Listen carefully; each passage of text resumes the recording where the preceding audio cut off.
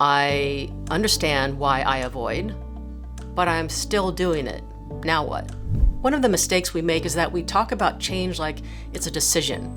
I'm just gonna decide to change, and then everything will be good. We seek the familiar, we seek the old soothing methods, even if it destroys relationships or messes with our functionality. So today I have 4 examples of, let's call them false fixes, false solutions, that we all lean toward. We're not static beings. Our consciousness is changing all the time, and we can train our brain, we can recondition ourselves. No matter what your start in life, you can recondition yourself and curate the being, the person that you want to be. Self-awareness doesn't change behavior. Capacity does. This is why so many people understand their patterns and still repeat them. You can understand why you avoid, you see the pattern, you even predict it, and yet nothing has changed. This is usually the point where people assume something is wrong with them. They tell themselves they must be resistant or lazy or just not serious enough or not disciplined enough about change. And I really want to slow this down. Last week, we answered the question, why do I avoid? This week, I want to talk about the conundrum of I understand why I avoid, but I'm still doing it. Now what? One of the mistakes we make is that we talk about change like it's a decision. I'm just going to decide to change, and then everything will be good. Like once you understand something deeply enough, then your behavior will just naturally follow along. And humans don't really work that way. You don't change because you understand something. So you change when your system has the capacity to stay present while doing something uncomfortable. That's why change always involves this experience of extreme discomfort, because you're going against what your intuition says, what your protective mechanisms say. And it's not a pleasant place to be. We seek the familiar, we seek the old soothing methods, even if it destroys relationships or messes with our functionality. We still do it. And it's important to note that capacity is not motivation. So capacity does not equal motivation. Most people aren't avoiding change. I mean, you hear all the time like, oh, people don't like change, which can be very true, right? But most people aren't avoiding change. They're just using the wrong tool for the root problem. I'm all about root issues, root cause. And so today I have 4 examples of, let's call them false fixes, false solutions, that we all lean toward, myself included. So false fix number 1 is when you're waiting to feel calm or waiting to feel ready before you make a move. Let's say you're wanting to have a heavy talk with your partner and you rehearse the conversation in your head for weeks, you feel anxious just thinking about it, and you finally feel calm enough one day, calm enough, ready to have the conversation. So you find a time, you sit down with them, and then, as you have the conversation, your partner does not react the way you'd like them to. And when they react differently than what you were rehearsing in your head, your system floods. Now you're triggered, you're fearful, you're sensing danger, and now everything falls apart.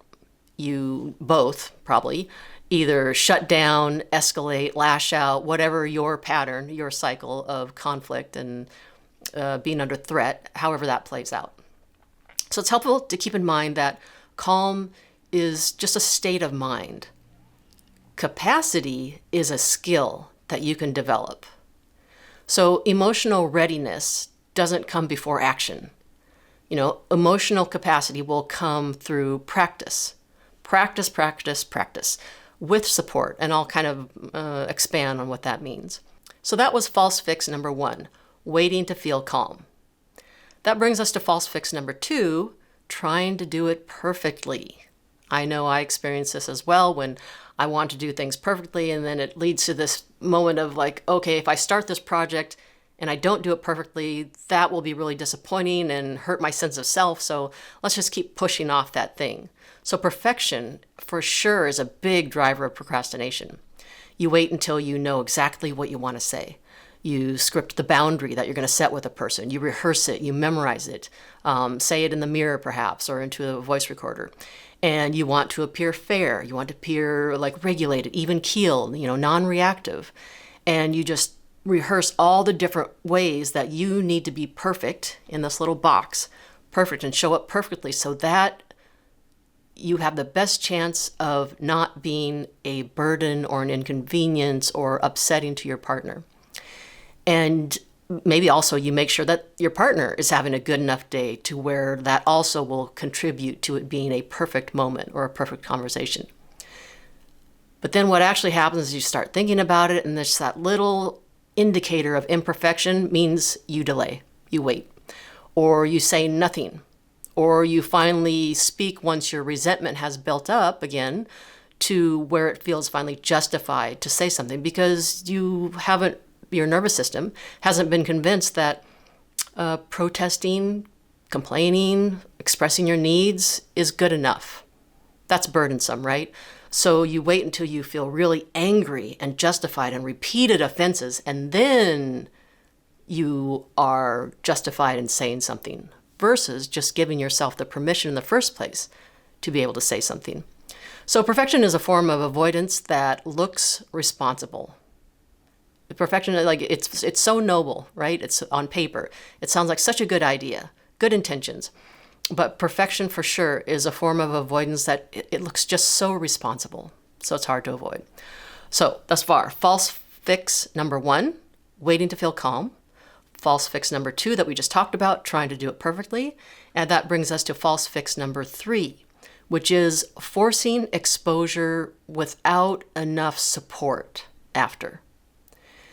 Now, this is where a person might just throw caution to the wind and just dive into a big conversation without thinking about it, without planning, without prepping, or someone who has just zero support. Maybe you're in an abusive relationship or narcissistic relationship, and you just like throw caution to the wind and just do it.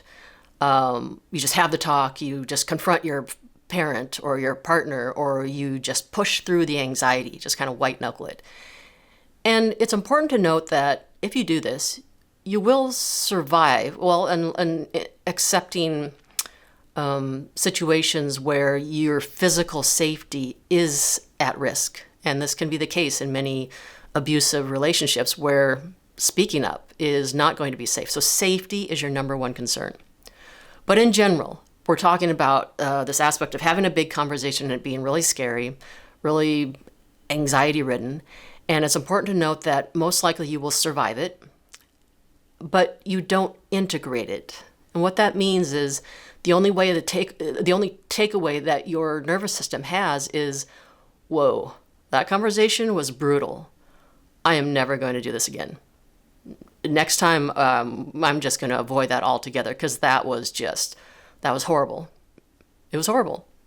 So surviving something doesn't mean your nervous system learned safety from that experience or that your nervous system practiced good advocacy, good agency. Oh, you spoke up for yourself.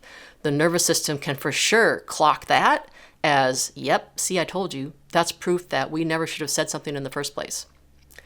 So now some of you might be thinking, okay, you're saying in this false fix number 3, like, don't force exposure without support.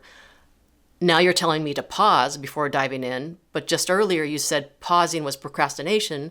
So what's the balance here, right? The distinction is that pausing to avoid is different than pausing to build capacity. So what we're wanting is pausing to build capacity, not just pausing to avoid the situation. So pausing for avoidance looks like, I'll do it when I'm calmer. I'll do it when everything is laid out perfectly. I need more time to think. Where the pause is kind of indefinite, it's kind of like, oh, when it's a good time, I'll do it. And, in this process, your nervous system is not being trained. Nothing is being trained. Your nervous system is instead learning that avoidance brings relief. So now you have this training that, when we pause, oh, okay, I don't have to have that big conversation. I don't have to start that big scary project.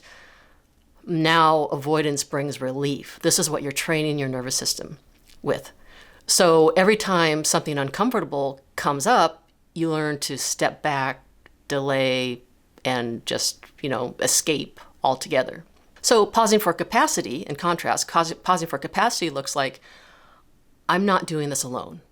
Now, you may have to have that heavy conversation alone. You may have to get up and do that big speech in front of your entire department alone. So that part you're arguably doing alone. But what I mean by not doing this alone is that afterwards, the debriefing, like, okay, I survived it. Man, that was scary, anxiety ridden. I need to talk to someone.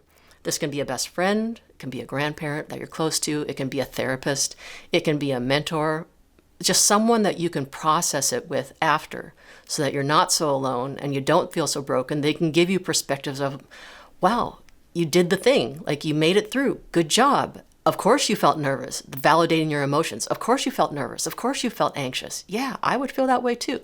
These are just normal human experiences. You're having normal reactions and emotions, and it's important that we have experiences of normalcy, that people normalize life with us so that we don't feel so weird and that we feel like we actually belong and don't feel so broken. Pausing for capacity looks like I'm not doing this alone. I have a support system after. I'm breaking this actual task into tolerable pieces, step by step. I know what I need to do. I'm practicing with my nervous system, staying present. My nervous system doesn't have to feel perfect for me to continue with this. It's okay to feel nervous. It's okay to feel anxious. This is normal reaction. I'm not forcing myself through it. And what's different here with pausing for capacity is that the pause is intentional. And the pause is time-bound, where I'm giving myself a certain amount of time and then I'm going to do the thing, so that it's not just this indefinite, scary cloud hanging over your head. And pausing for capacity implies there is support for you afterwards, which means there will be containment of whatever emotional experience you had, and that there is a plan to re-engage, depending on how it plays out, not just disappear into the void. And so this kind of a pausing for capacity, doesn't remove discomfort. So once again, expectations are everything. Expectations will determine your suffering in life. It's the cognitive piece, the mindset is so powerful. So this pause doesn't remove discomfort. You will feel uncomfortable when doing uncomfortable things. And uncomfortable things means you're doing things that you're not used to. You're doing things where you haven't had a lot of data that it's going to turn out well. You're doing things that your nervous system is convinced or is going to just like ruin that relationship. These are all very legitimately scary, real scary things to your nervous system. But being able to pause for capacity, do the actual task that you wanted to do, live through it, get support through it. Now that whole process is you're convincing your nervous system that discomfort is survivable. Long term, if you have good outcomes from what you do, discomfort is not only survivable, it leads to good and better things. So now you're really training your nervous system. So that was false fix number 3. Just to review. False fix number 1, waiting to feel calm. I'll just wait till I feel calm before I do it. False fix number 2, trying to do it perfectly. The planets need to be all aligned. Side note, a friend was telling me that the planets are actually all aligned right now. It's a really weird phenomenon that happens very rarely. I wish I had stats for you, but all the planets are lined up just perfectly. And it creates solar flares, all this. I don't want to go off on too big of a tangent, but my point was, that trying to do it perfectly, everything needs to be aligned. The planets need to be aligned perfectly. All the context, everyone needs to be having a good day. So that's false fix number 2, trying to do it perfectly. False fix number 3, forcing exposure without a support plan, a support system in place. Just throwing yourself to the wolves, so to speak, without having any sort of support after. And then that leads us here now to false fix number 4, which is waiting for the right explanation. Now, this will resonate strongly with the highly self-aware people of the world, people who've done a lot of self-work, maybe in therapy, maybe reading books, self-help books. You keep, reading all the books, following all the podcasters, the digital information. It's so accessible to us now, whether it's audiobooks, podcasts, reels and social media and YouTube videos. It's just so accessible. I've seen such an exponential increase in self-awareness. And along with that comes an exponential increase in frustration. It's like, I know so much more now. Why am I still stuck in these old patterns? This false fix number 4 of waiting for the right explanation means that you're hugely self-aware. You keep consuming content, new books, all of it. You keep looking for that one piece of insight that will finally just unlock you. It'll finally heal everything. It'll finally get all of that trauma just like out of your system. You'll finally be done with it. And we keep searching. It's a very natural process that we would keep searching for this, like just that golden key. And, understanding yourself isn't the same as being able to stay with yourself. So once again, we're talking about capacity. There's self-awareness, understanding why you do the things you do. And then there's your actual capacity to do the things you want to do. So understanding yourself is not the same as being able to stay with yourself when you're doing scary things. So just to recap, once again, the 4 false fixes, false solutions that we all do that may indicate ways you might be procrastinating. False fix number 1, waiting to feel calm. False fix number 2, trying to do it perfectly, needing everything to be perfect before you do the thing. False fix number 3, forcing exposure without support.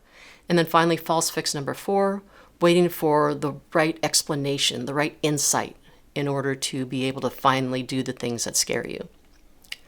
So I just have some additional thoughts on this readiness aspect. And if you wait to feel ready, you're not resting because the thing is just hanging over your head. So during this time, you're not actually recharging.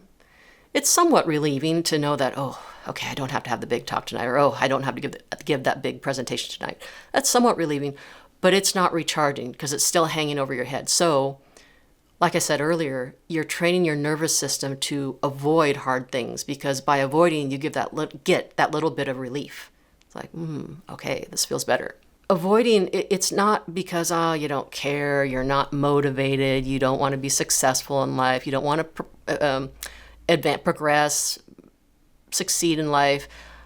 But avoidance reduces threat and danger, but it reduces it in the short term, not the long term. And this is where high-functioning people really get stuck and get frustrated because they just white-knuckle it through change. Like, I have all this self-awareness. I did so many years of therapy. Why can't I just do this? And then they finally just say the thing, have the conversation, do the presentation, set the boundary with that parent or whatnot. They finally push themselves to act differently. And then for a moment, it might work. They might have a successful outcome, like a beneficial experience from what they took on. But also, it's possible that something in that new behavior, that new thing that you tried, went wrong. Something might have gone wrong. Something goes wrong. Maybe you feel misunderstood in that big talk. Maybe your partner blows up at you in that big talk. Maybe the other person reacts badly. Maybe you get a bad review from that big presentation that you did. And then this can kick off feelings of guilt, shame, regret, everything that's lingering from our family of origin, our early years. And this can result in collapse. And collapse can be inward or outward. You can implode, where you just turn in on yourself, isolate, shut down. Or you can explode, where you lash out, blame other people, plea for others to understand you, beg for others to understand you. And so collapsing, it can go inward or outward, both ways.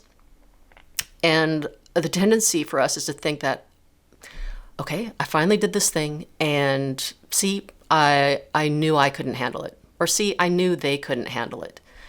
I never should have said anything at all. Never should have done it. And so when we try new things and something maybe goes a little bit off from what we expected or what we wanted, there's a big temptation to say, like, the confirmation bias. See, I knew it wouldn't be good. Our lens kicks in. We get that evidence. Yep, there's the evidence that it wasn't good. And then we throw the whole experience out. The whole experience is bad. Never should have done it whatsoever. To explain this, just know that you were, through that moment, then relying on willpower instead of regulation. Willpower works for performance. Like, willpower is great for, working out, nutrition, all of it. But willpower will fail under emotional threat. That's why when we're talking about addictive behaviors and just, that idea that, well, behavior is just a choice. Just make a different choice. Don't be so angry. Just stop gambling. Just stop drinking so much. What's wrong with you? Right? We're not talking about willpower. We're not talking about, it's just an easy choice. We're talking about deep conditioning that has provided safety for us. Procrastination is safety. Lashing out, anger is safety. Pushing people away, isolating is safe. This is why so many people say, I know what I need to do, I just can't do it. It's very understandable why you can't do it. And how to get through it is practice. Practice doing the uncomfortable thing, expecting to be uncomfortable while you do it, and just keep convincing that nervous system through support afterwards, it's okay. Yes, that was pretty scary. It's okay. We survived. When we talk about a capacity problem, emotional capacity is really your ability to stay with yourself when discomfort shows up. It's not so much about others' ability to stay with you, because if we break down and we cry, or if we break down and we get angry and lash out, and then the other person's like, I'm out of here. And now it's okay, all is lost. That doesn't feel good. But ultimately, emotional capacity is your ability to also stay with yourself. To be able to say that, you know what, I really needed support from this person in my moment of need, and they weren't there for me. Instead of that being a reflection on me of my needs are too much. I hear this all the time from clients. My needs are too much. I just can't do it. I'm not good enough. I'm a bad person. I'm really not that great of a person, to be honest. And this is where we start to turn on ourselves, where we don't have the capacity to stay with ourselves and be understanding, have that compassionate curiosity, as Gabor Mate says. Compassionate curiosity. It's what I promote with all of my clients and try to in my personal life as well, is just when we have that self-awareness, now you are equipped to treat yourself with curiosity and compassion instead of judgmental conclusiveness, such as, why are you such an angry person? Why are you such an angry person? Versus, why are you such an angry person? There's a reason. It's protective. It got conditioned early in life. It got modeled early in life. All of it. Try to not immediately attack yourself or abandon yourself. I know it's hard. And once again, we're just incremental steps over time, small steps, training yourself and your nervous system to not turn one moment of arguing or one moment of uncomfortable discomfort, one moment of pain into just a verdict on who you are across the board. I'm not good enough. A verdict on the whole relationship. This relationship is just pointless. A verdict on the other people. Oh, that person, they need therapy. They're just hopeless. It's tempting for all of us, and everybody on the planet does it, is we take one moment and we want to make a blanket statement. Everybody does this. We want to have a verdict. We want that conclusiveness. The brain craves conclusiveness. The brain does not so much like staying in the space of unknowing. Capacity, this isn't just a personality trait that everybody has, and you're just like a weird human being if you don't have it. This is a skill set we're talking about. Once again, practice. It's a skill set. And most of us were never taught it. I was never taught it. I had to learn this very late in life, and this will be a life's work. It really is. Managing triggers, managing emotional regulation, relational skills, how I impact others, how others impact me. Can I express it? Can I express it without being angry, pouty, passive-aggressive, shut down? Can I stay engaged? Do I have emotional capacity with myself? And in turn, will I then be able to offer emotional capacity for another person? So most of us were never taught it. We need to be taught everything that we know. Relationships are where this whole process breaks down the fastest, as you all know, if you're in a relationship or have ever been in a relationship, because relationships don't just activate that present moment. When you're triggered, your entire history is activated. This is decades of similar emotional experiences that you've had. So that's why you can sound very clear and grounded when you're thinking about something and when your nervous system is calm and have access to that prefrontal cortex where you have executive function and you can rationalize and you can listen to the other person and you can empathize. But the minute your brain goes into survival mode, it purposely shuts down access to the prefrontal cortex because we don't need that if we're in danger and we're looking to survive and just live past this moment. We're interested in fight, flight, freeze, or fawn. You have the skills for relationships. Most of you, if you've learned them, you have the skills for relationships. You don't just lose those skills when you're triggered. You lose access to those skills. The portal in your brain, the prefrontal cortex, that portal gets shut down when you're triggered.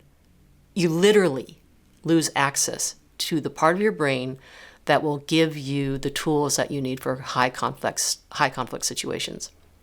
So without practicing living through discomfort, and without practicing trying to stay connected to that executive function, the tools don't just automatically return. The body needs to come back into homeostasis, into a safe state, in order for you to start to think about, okay, what did just happen?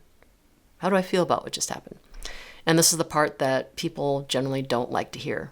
Insight is necessary. Self-awareness is necessary. It's useful, but it's not sufficient. It's just not enough when we're talking about the body and the way the body keeps the score.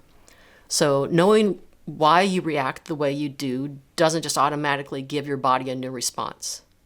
Your nervous system learns through repetition. It learns through practice. It learns through support from other people because we are communal beings. Support from other people and thus containment in the situation where it stays in the present moment. This specific present conversation or argument was really hard, versus it becoming a blanket statement about the whole relationship or your whole life or life in general. Your nervous system learns through apologies and repair, through remorse, amends. Your nervous system learns when discomfort is met with support instead of pressure.